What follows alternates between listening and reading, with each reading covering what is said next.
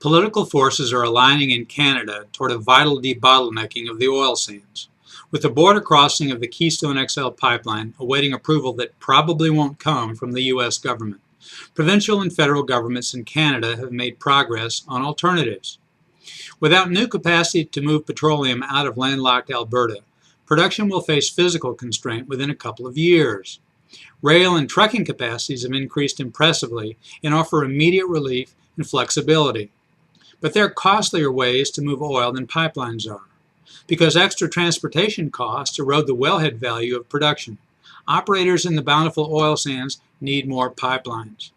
Companies have made two proposals for pipelines between Alberta and the Pacific. Both would transit British Columbia, and both face environmental opposition. Both proposals also have been hurt by a political dispute between provincial leaders. Liberal Premier Christy Clark of British Columbia and Progressive Conservative Premier Alison Redford of Alberta have been at odds over the pipelines Albertan producers need and BC environmentalists oppose.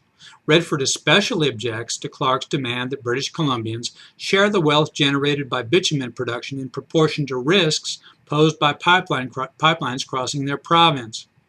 On October 15th, the premiers reported progress of a working group formed earlier to negotiate the issues.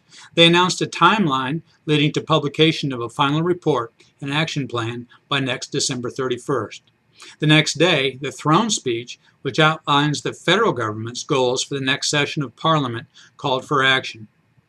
For Canadians to benefit fully from our natural resources, we must be able to sell them, said the speech, read in Senate chambers by Governor General David Johnston.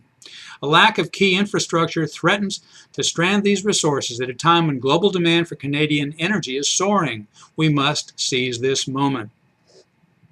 These developments are political, of course, but they're no more political than persistent inaction by the U.S. on Keystone XL, and they're much more constructive.